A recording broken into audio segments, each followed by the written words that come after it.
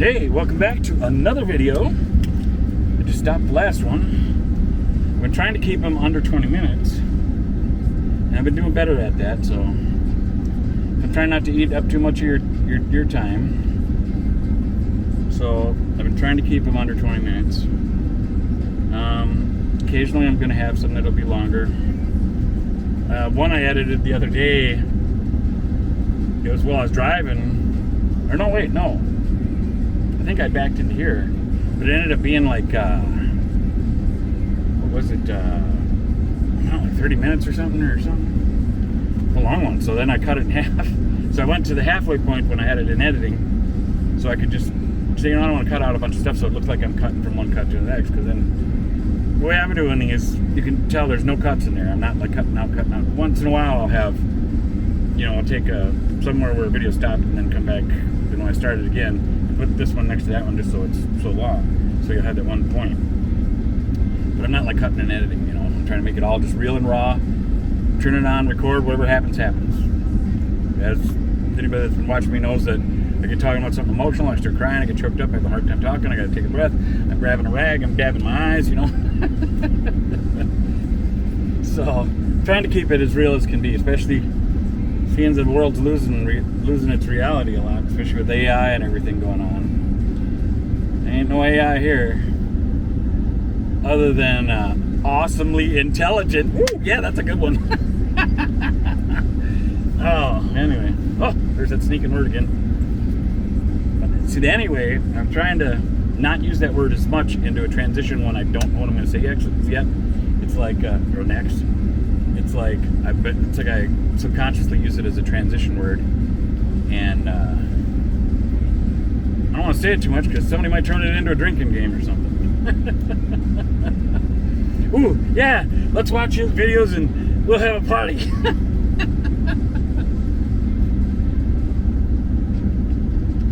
I'm just being silly. I don't want to promote partying and drinking unless I'm invited and I'm there with you. No, when I was younger, I'd have been all about that. I'd have had fun dancing and all that good stuff. But I'm older now. Unfortunately, I'm older. I still got a kid at heart, though. And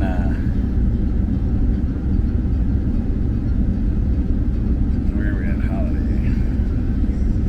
So now I'm gonna go to Holiday. Head west. Off we go. I figure I better get rolling before I talk up too long of a storm here. I have to start another video.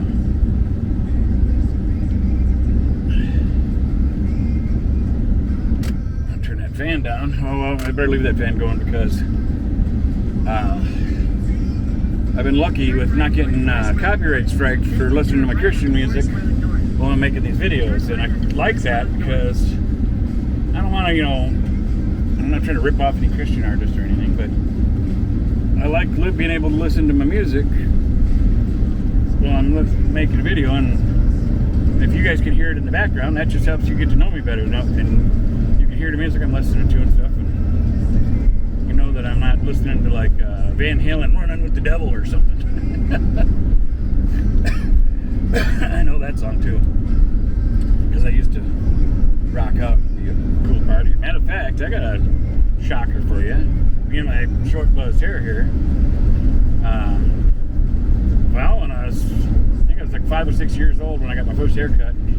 My hair was really long. I had bright red hair with curls in it, naturally curly. And that was when I got my first haircut. And I don't have pictures of that no more. All the pictures of me that my mom had, my brother took everything. So I don't have none of that stuff. He probably either destroyed it or let it rot or something. I don't know. But I do got some of my mom's family members that might have old pictures of me that I might end up getting copies of someday or something. And then by the time I was going through high school and stuff, I was in like more of the rock and roll crowd or whatever. And gotta watch traffic here. Bear with me. Whoa, bear with me.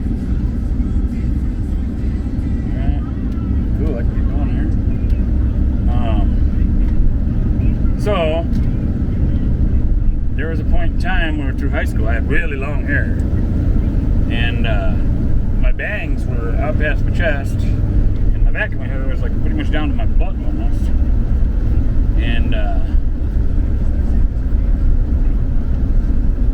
then one day I had decided I was gonna buzz off all my hair and get a flat top. And my mom like freaked out. She's like, because it was such a drastic change. She's like, well, so can you take me to the barber? I'm gonna have to cut off all my hair and get a flat top. And she was like, what if you don't like it? I'm like, well, I guess if I don't like it, I'll let it grow back, you know. And I ended up having my sister Stephanie, before I went and did it, had my sister Stephanie braid my back of my hair really tight. And I'm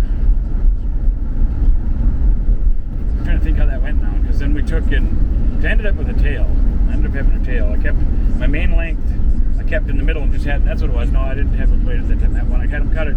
I did the flat top, but then I had them just cut the backs so far, and then they left me a tail in the back. So I had length. And then when I decided to get rid of that, my sister Stephanie, she, she braided my tail, and she put a binder on the end of it to hold the braid, and then, oh dang it, I missed my spot.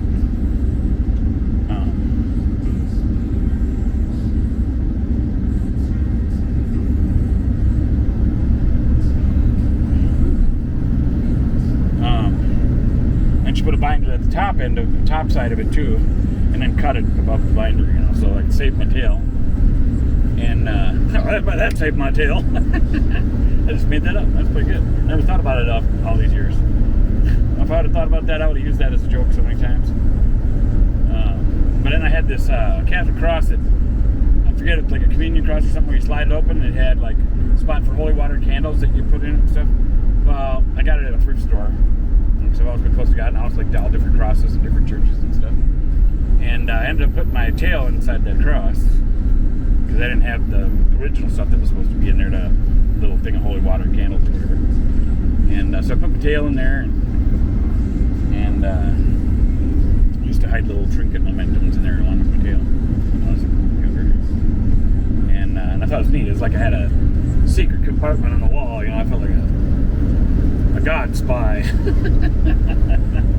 don't know, but just being silly now. Yeah, so that's gone too. I had it, you know, but then all the stuff my brother took was all gone. Kind of weird, you know. I used to be so attached to physical items and stuff. This has been a hard transition for me. You know, so from COVID, my mom passes, my family turns really goofy crazy.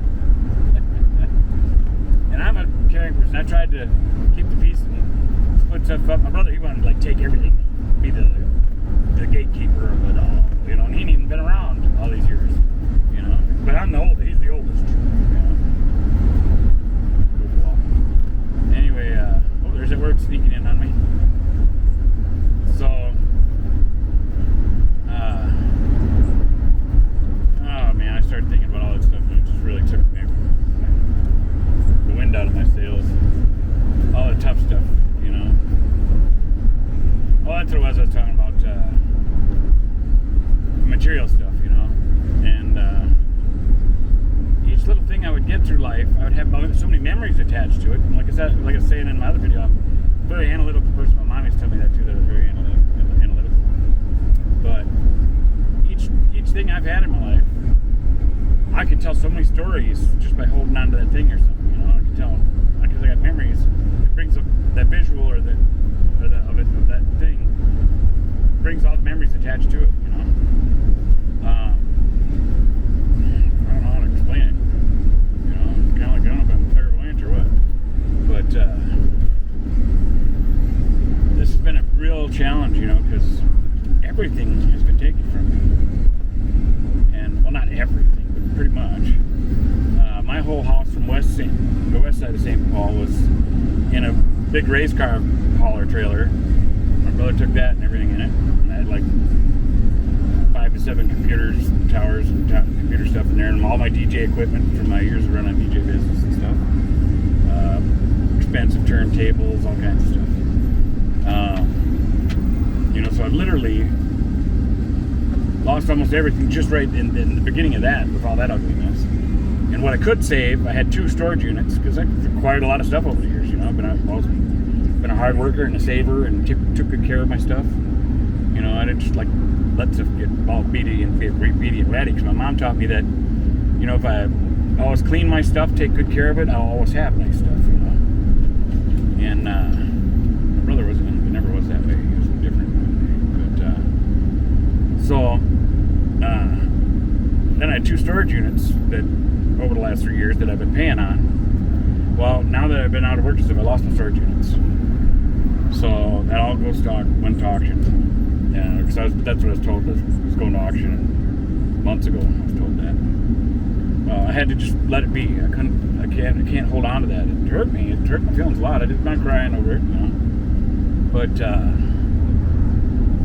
I told God, even before it came to that, I could feel it coming because I didn't have work yet. And I told God, I said, Lord, I said, because I knew I had to come up here. God wanted me to be up here. And with all the stuff going on, and that's still in the mix, kind of, that hasn't settled yet. I ain't got one penny out of the deal, and I should have had over $100,000. But hopefully something will still come of that yet,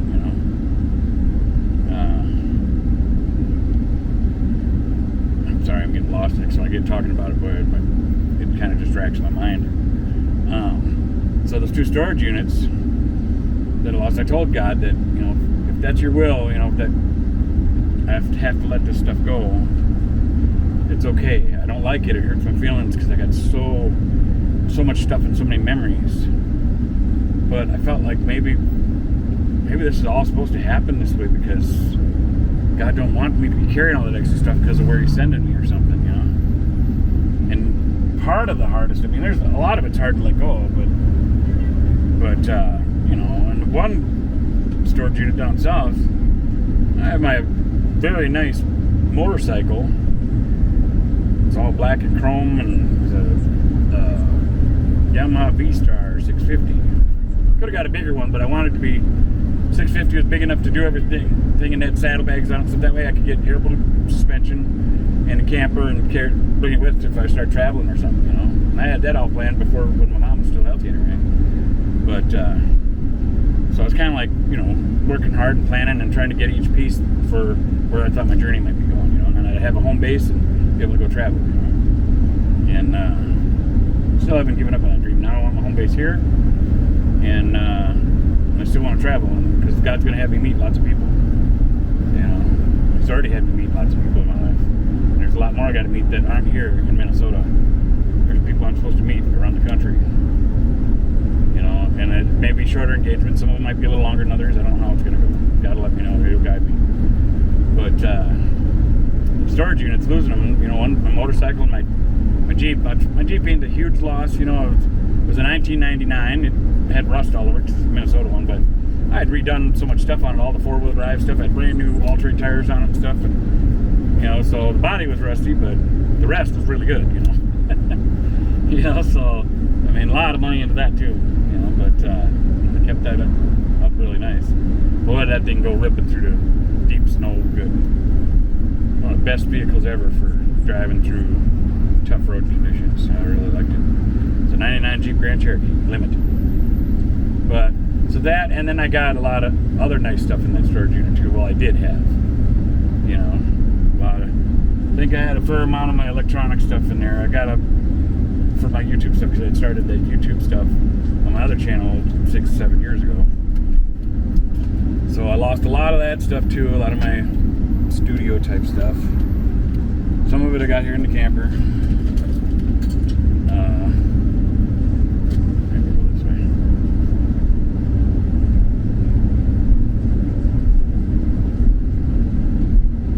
I almost went to this side, then I remembered if I go to this side, I got the sun over here, and because I'm probably going to end up BSing in there because I get along with people and I like making people laugh and smile and conversate with them and stuff. And So I'm gonna probably be in there socializing a bit. And this way my solar panels are still out in the sun, not underneath the awning on that side where they're getting blocked by sun. That way it's really keeping my batteries totally topped off, you know. Because they were at 14.2, but while the solar's out, they should get up to 14.3, 14.4 or something like that. And then when the sun goes away, they'll settle down to about 13, between 13.2 and 13.4 when they're fully charged. So, I didn't say A-N-Y-W-A-Y. I had to spell it so I could trick myself into not saying it. Okay, so